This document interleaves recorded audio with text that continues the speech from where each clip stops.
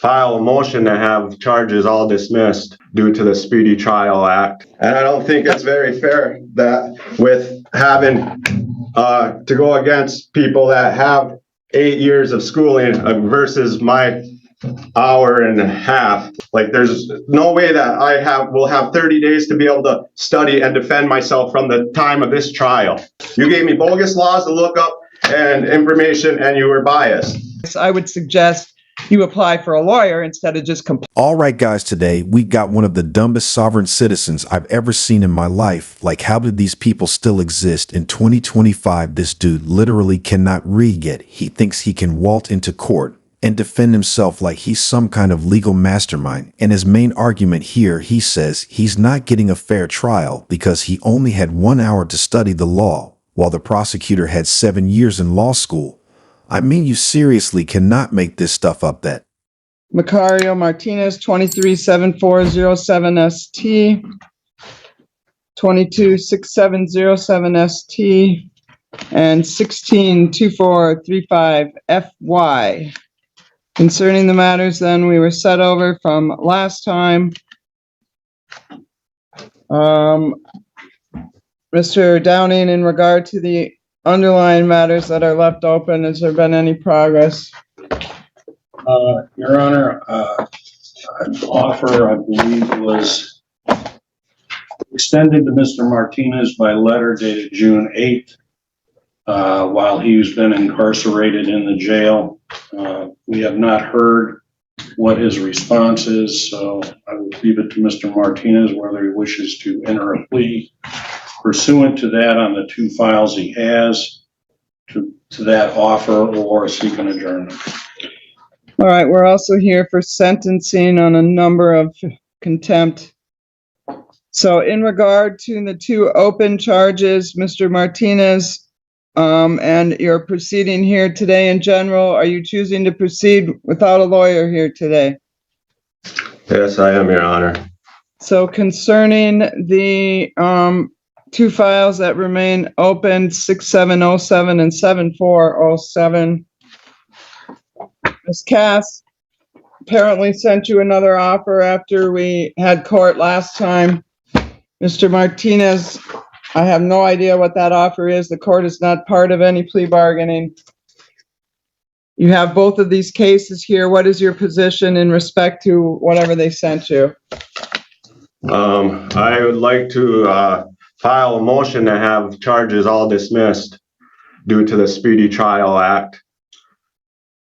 And also, I didn't get, last time we were in court, I expressed to the court that I wasn't able to have reasonable time or an adequate law books. They're old. I only got an hour and a half. I only know some rules for an hour and a half of studying. So out of freedom of speech and the rules of professional conduct, I'd like to read what. My goodness, this man can barely read, and now he wants to stand up in court and read out his own motions like he's some kind of legal genius. Be honest, what do you guys rank? Is reading level? I'd probably say maybe 6th grade.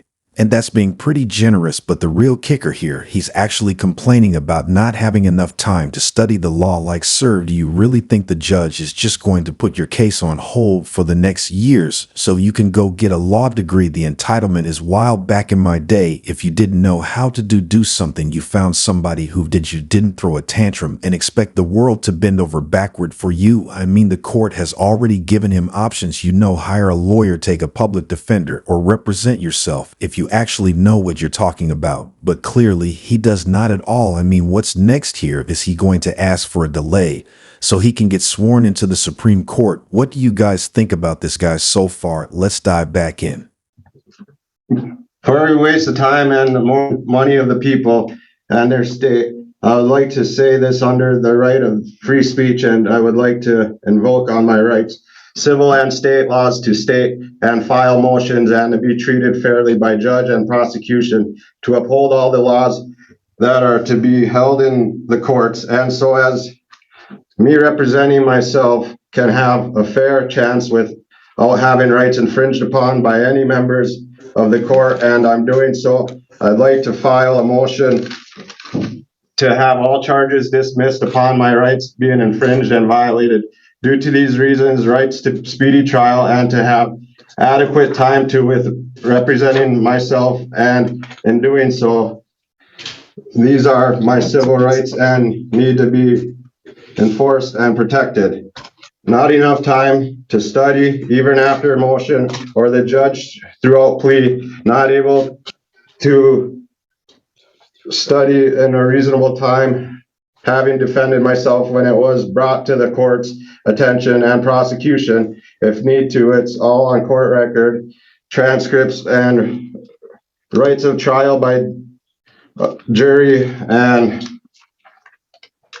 adequate time to have my own witnesses, which are under the time frame, and the prosecution knowingly didn't explain what or help me, which is repugnant and biased by the court, and for also the court saying and giving false advice, and also for my bond being excessive and also biased in setting bond by stating it's more than fair when I was unable to bond out, and when it was amended, I have reasons why 30 days from the time line of being able to represent myself is being infringed on, and I'd like to have my trial by jurors, and these are the few offhand as to why. Most of the Speedy Trial Act and also False Pretense Act 774.49, they have to abide by all Supreme Court rules and also rules of professional conduct. Opinion 4, which is federal, asking for help retaining for motion, prosecutors rule 3.8, didn't take action or all actions, making sure my rights were protected, and rules 4.3, if they know the law and what I'm saying, these are U.S. Supreme Court, Michigan rules, and Is anyone else just waiting for the judge to hit him with good speech, little guy motion denied? Because honestly, that's exactly where this is going. This dude really didn't have to read out his motion like he was delivering the Gettysburg Address. I swear I have a feeling the judge only agreed to let this sovereign citizen read it just for the entertainment value, like, sure, go ahead. Let's all have a good laugh, and honestly, that's probably the only reason she didn't shut. be in jail or in prison for fines when able to prove I was unable to meet the court's obligations. And I was also in jail during the time of the one failure to appear. And I don't think it's very fair that with having to go against people that have 8 years of schooling versus my hour and a half, when I've asked every day to go to the law library and kited, and there's no way that my act to speedy trial, if you need that read, can ever be met.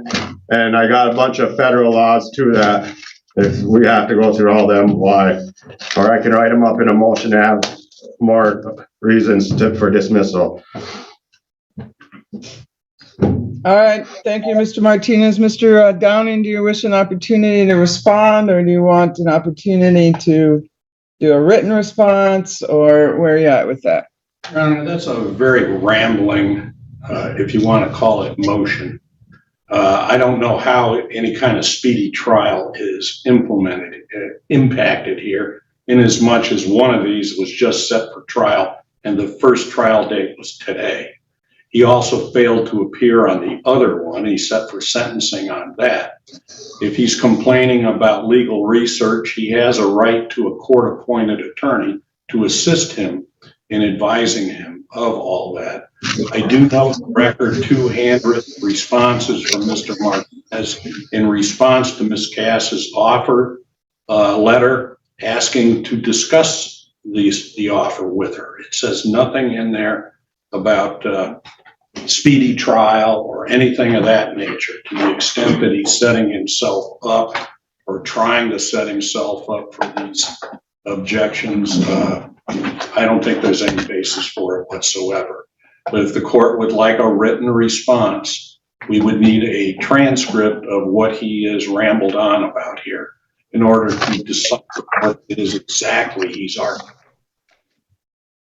All right, in regard to the matter, we've spent a good hour and a half or more on the record. I think it was last week, maybe the week before. We went through a whole plea colloquy. We got down to the end. The deal had been made. He decided at the last minute then he wanted to have a trial. So we set this matter over to today's date. He didn't want a lawyer then. He doesn't want a lawyer now, yet you want to complain that you don't have access. You're going up against people with 8 years of education. Which is it, Mr. Martinez? You want to represent yourself or you want a lawyer? I want to represent myself, but I also was given false information by some court officers that I wasn't allowed to have a standby counsel or have advice by a counsel. And I know there's also a federal law that says that I'm able to have third-party advice. So I like I said, I only got out for 2 days, really, the last 2 days. I don't know how I'm supposed to be able to study upon the law, which I stated last time that the law books are and pages are missing out of them. And I showed guards that last night. Like there's no way that will have 30 days to be able to study and defend myself from the. Is this person faking dumb, or is he actually this clueless? I'm absolutely assuming he's playing dumb because there's no way anybody could be this foolish when they're literally facing down genuine jail time. This isn't a high school pop quiz where you can just wing it and hope for the best. His entire defense crumbles under the simple fact that he could have a court-appointed attorney for free. But instead of taking the free legal help, he'd rather waste everyone's time filing nonsense motions and then whining that he only had 1 hour to study for court. What did he even think this was, an open book test or something? This dude reminds me of that one kid in school who clearly didn't research his presentation, but instead of admitting it, he just starts making. Familiar with that. I've been at it about 35 years now. Okay. So in regard to the matter, Mr. Martinez, your motions are denied. In regard to your lack of a speedy trial issue, the following is my finding. One, first off, I'm going to sentence you on all of these failures to appear in contempt of courts. Last week, you had the opportunity.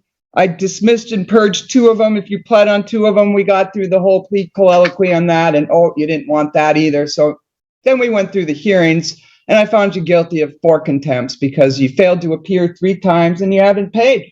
We're looking at a 2016 case that you still haven't paid on. So this is my sentence. You want to say anything in respect to your failures to appear sentencing before I impose sentence? Mr. Martinez.